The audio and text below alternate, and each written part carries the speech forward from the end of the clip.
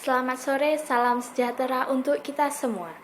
Kembali berjumpa dengan saya, Suster Francisca Lumana, yang biasa dipanggil Suster Francis.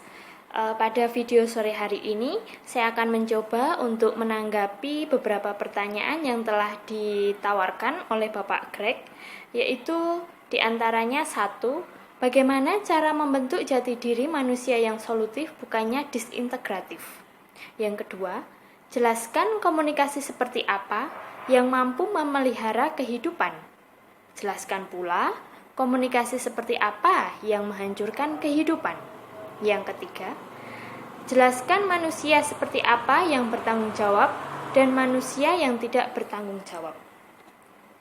Pada kesempatan sore hari ini, saya akan mencoba menanggapi pertanyaan itu, dan tentunya pada jawaban-jawaban yang nantinya akan saya ungkapkan, saya mengambil informasi dari tokoh filsuf yaitu Jürgen Habermas. Jürgen Habermas lahir pada 18 Juni 1929 di kota Düsseldorf, Jerman. Pada tahun 1954, Habermas, seorang doktor filsafat dari Universitas Bonn. Dalam periode tahun 1949 hingga 1954, Habermas mempelajari berbagai topik di Göttingen, Zurich, dan Bonn.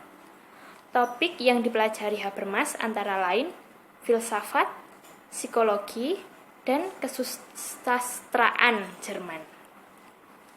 Lalu bagaimana saya mengkaitkan dengan beberapa pertanyaan yang tadi sudah saya sebutkan, terlebih mengenai bagaimana membentuk jati diri manusia yang solutif, bukannya disintegratif. Pada topik yang saya ambil ini, terlebih dalam informasi yang saya dapatkan melalui filsuf Habermas, Habermas sangat yakin bahwa untuk menjadi manusia yang solutif itu diantaranya mampu berinteraksi dengan sesamanya. Bahwa interaksi sosial di dalam sebuah masyarakat itu menjadi suatu hal yang penting, karena kita sebagai manusia tentunya menjadi makhluk yang sosial, yang tidak dapat hidup sendiri, hidup bersama, memerlukan bantuan dari orang lain. Itu yang menjadi salah satu hal cara membentuk jati diri manusia yang solutif, bukannya disintegratif. Karena komunikasi sendiri, manusia yang mampu berinteraksi, mampu berkomunikasi, itu akan mudah sekali bagaimana manusia itu dapat menjadi pribadi yang solutif, yang memiliki ide-ide atau kreativitas yang mampu mengembangkan pribadi itu sendiri ataupun pribadi orang lain, seperti itu. Lalu bagaimana mengenai komunikasi dapat memelihara kehidupan?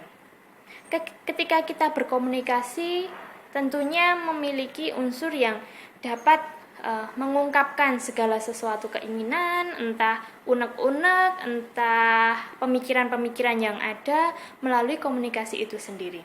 Nah, bagaimana menjadikan komunikasi yang mampu memelihara kehidupan itu sendiri? Di sini saya akan mencoba membacakan kutipan dari Habermas itu sendiri, seorang filsuf yang tadi sempat saya ungkapkan. Habermas sangat yakin bahwa interaksi sosial di dalam sebuah masyarakat tidak terjadi begitu saja, melainkan bersifat rasional.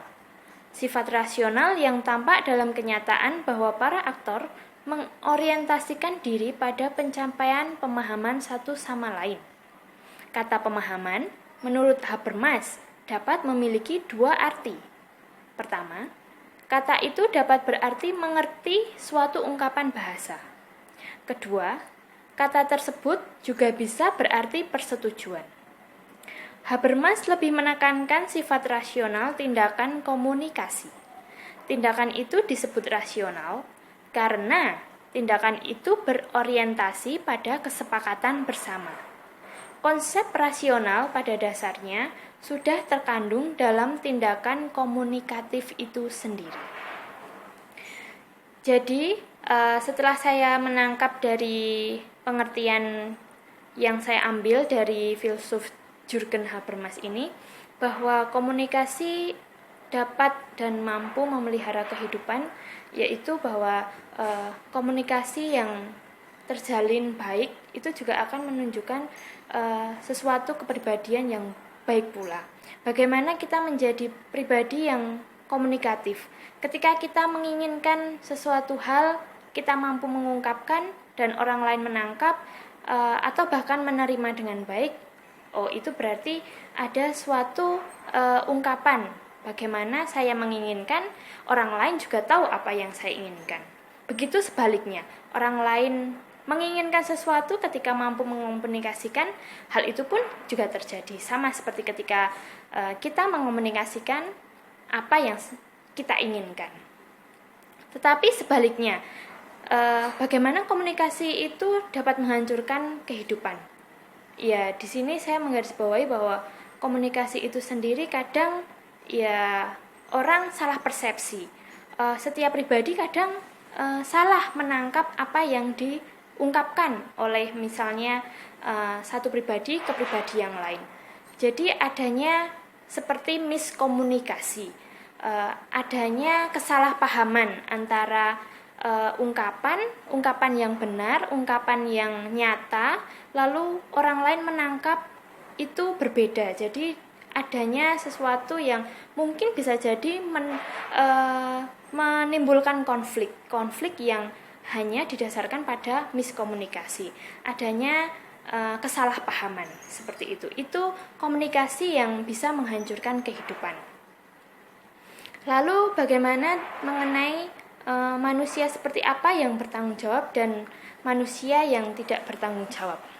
Kalau pada pertanyaan yang ketiga ini, saya akan mencoba mengkaitkan dengan pengalaman-pengalaman sederhana atau peristiwa konkret yang mungkin pernah saya alami dalam komunitas, dalam kehidupan membiara yang saya alami. Sebagai manusia, sebagai pribadi tentunya memiliki sesuatu planning, memiliki jadwal, memiliki rutinitas yang bisa diatur semacam itu. Bagaimana mengkaitkan dengan manusia yang bertanggung jawab? Menurut saya, manusia yang bertanggung jawab itu lebih pada pribadi yang memiliki sikap yang integral, dalam arti seperti yang tadi dikatakan dalam pertanyaan nomor 1 itu, kalau yang nomor 1 itu lebih pada disintegratif, tetapi yang ingin saya ungkapkan ini lebih pada pribadi yang memiliki integratif, manusia yang terintegritas, di mana manusia yang bertanggung jawab itu mampu menyatukan antara pikiran, hati, dan perilaku. Jadi antara pikiran, hati, perasaan, dan perilaku kehidupan sehari-hari itu seimbang. Jadi tahu persis apa yang hendak dilakukan. Misalkan hari itu memiliki target, saya hendak melakukan ini.